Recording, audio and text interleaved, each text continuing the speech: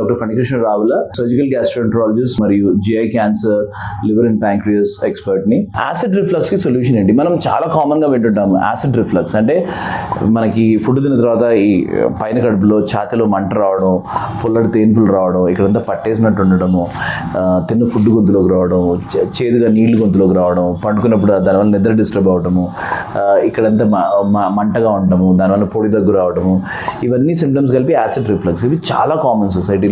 In fact ప్రతి మనిషికి సంవత్సరానికి 3-4 సార్లు ఎప్పుడో హెవీగా తిన్నప్పుడు, బాగా హెవీ ఫంక్షన్కి వెళ్ళి లేదా రెస్టారెంట్కి వెళ్ళి బాగా హెవీ తింటే రిఫ్లక్స్ వస్తుంది. కానీ పర్సిస్టెంట్ రిఫ్లక్స్ వచ్చిన వాళ్ళకి ట్రీట్మెంట్ అవసరం.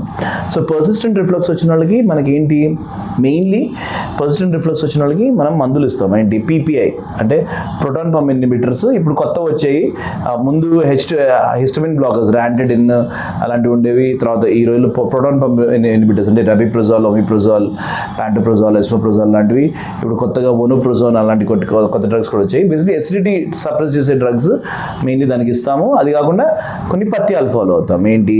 ఆల్కహాల్ అవాయిడ్ చేయాలి, స్మోకింగ్ అవాయిడ్ చేయాలి, కాఫీ టీలు అవాయిడ్ చేయాలి, సిట్రస్ జ్యూస్ అవాయిడ్ చేయాలి, deep fried oily foods avoid చేయాలి, పులుపు మసాలా కారం అవాయిడ్ చేయాలి, binge eating heavy meals avoid చేయాలి, కొద్దిగా ఫుడ్ ఎక్కువసార్లు తినాలి, నైట్ మీల్ ఎస్పెషల్లీ చాలా లైట్గా తినాలి, పండుకునేది 10ంటికి అయితే ఒక 7ంటికి ఖతం చేయాలి.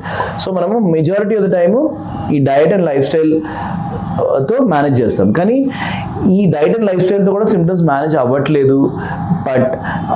దానికి మనము డైట్ అండ్ లైఫ్ స్టైల్తో సిమ్టమ్స్ మేనేజ్ అవ్వట్లేదు, లేకపోతే మనకి మందులు వేసుకున్న రోజులు బాగున్నాయి, మందులు భయంగానే మనకి సిమ్టమ్స్ తిరిగి వస్తున్నాయి అలా అనిపిస్తే, అంటే బేసిక్లీ మనకి లాంగ్ టర్మ్ పీపీఐ వేసుకుంటే వాటికి ఉండే సైడ్ ఎఫెక్ట్స్, వాటి వల్ల మనకు చాలామంది సొసైటీలో ఈ ర్యాంటిడిన్, ప్యాంటోసిడ్ రోజు వేసుకుంటూ మింగుతూ ఉంటారు పెప్పర్మెంట్ లాగా.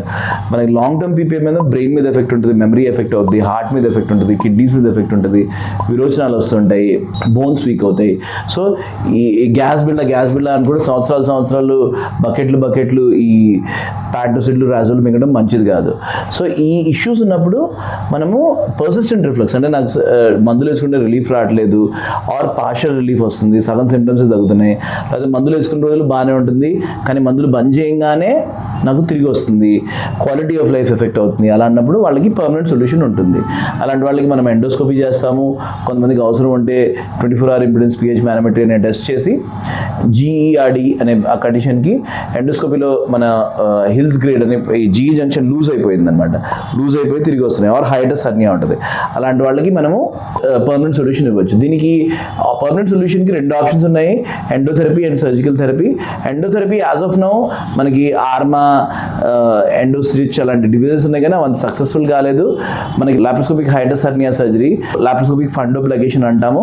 అది ఆల్మోస్ట్ 40-50 ఏళ్ళగా 50 yearsగా సక్సెస్ఫుల్లీ జరుగుతుంది and with almost 95% symptom relief వస్తుంది అనమాట. సో మనము గర్డ్ని సిమ్టమ్స్ ఉన్న వాళ్ళు మందులతో అండ్ డైటరీ లైఫ్ స్టైల్ చేంజెస్తో మేనేజ్ చేసుకోవచ్చు. బట్ అవి అయినా కూడా సిమ్టమ్స్ పర్సిస్టెంట్ ఉంటే మీరు గ్యాస్ట్రోఎంటరాలజిస్ట్ని కలవాలి. మేము ఎండోస్కోపీ అండ్ కొన్ని స్పెషల్ టెస్ట్ లైక్ 24 పిహెచ్ మెట్రీ అందరిలో చేయము, సెలెక్టివ్ పేషెంట్స్లో చేసి వాళ్ళకి బెస్ట్ పర్మనెంట్ సొల్యూషన్ ఈ లాప్రోస్కోపిక్ ఫండోప్లగేషన్ అనే ట్రీట్మెంట్. అది ఒక 1-time ట్రీట్మెంట్, లాప్రోస్కోపిక్లో అయిపోద్ది.